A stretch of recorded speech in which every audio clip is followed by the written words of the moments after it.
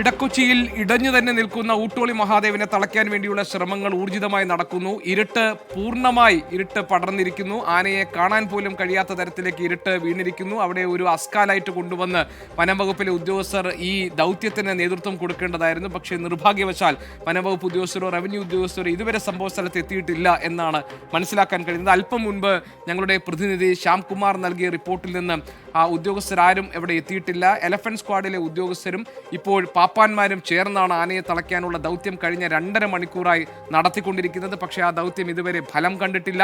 ഏതെങ്കിലും തരത്തിൽ ആന കൂടുതൽ ജനങ്ങളിൽ പരിഭ്രാന്തി ഉണ്ടാക്കുമോ എന്ന ആശങ്ക നിലനിൽക്കുന്നുണ്ട്.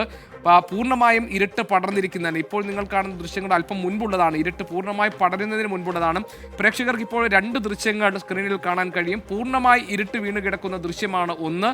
അതാണ് ഇപ്പോഴത്തെ ദൃശ്യം. ക്യാമറയിൽ അഭിജിത്തിന്റെ ക്യാമറയിൽ ഒന്നും കാണാൻ കഴിയാത്ത തരത്തിലേക്ക് ഇരുട്ട് പടർന്നു കഴിഞ്ഞിരിക്കുന്നു. അതുകൊണ്ട് ആന എവിടെ നിൽക്കുന്നു എന്ന് പോലും കണ്ടെത്താൻ കഴിയാത്തത് ഇപ്പോൾ ആനയെ തളയ്ക്കാനുള്ള ശ്രമങ്ങൾക്ക് വലിയ പ്രശ്നങ്ങൾ ഉണ്ടാക്കുന്നുണ്ട്. അതേസമയം മറുഭാഗത്ത് നമ്മൾ കണ്ടുകൊണ്ടിരുന്നത് നേരത്തെ ഊട്ടോളി മഹാദേവൻ ഇടഞ്ഞു നിൽക്കുന്ന ദൃശ്യങ്ങളാണ്. അവിടെ ഉണ്ടായിരുന്ന വാഹനങ്ങൾ ഈ ആന നശിപ്പിച്ചിട്ടുണ്ട്.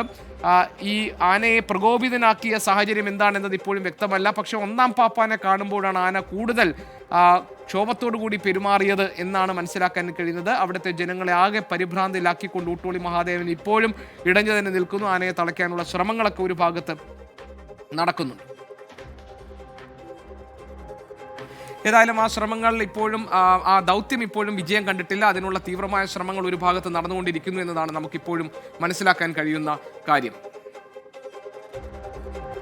ആനയെ മയക്കുവെടി വെക്കാനുള്ള തീരുമാനമായിട്ടുണ്ട് എന്നതാണ് ഇപ്പോൾ നമ്മുടെ മുന്നിലേക്ക് വരുന്ന ഏറ്റവും പ്രധാനപ്പെട്ട വിവരം. പക്ഷേ ഇപ്പോഴും മറ്റ് തീരുമാനങ്ങളൊന്നും ഉണ്ടായിട്ടില്ല. ആനയെ മയക്കുവെടി വെക്കണമെന്ന ആവശ്യം വെച്ചിരുന്നു ജില്ലാ കളക്ടറോട്. അതിൽ തീരുമാനമായിട്ടുണ്ട്. അതാണ് നമുക്ക് കിട്ടുന്ന വിവരം.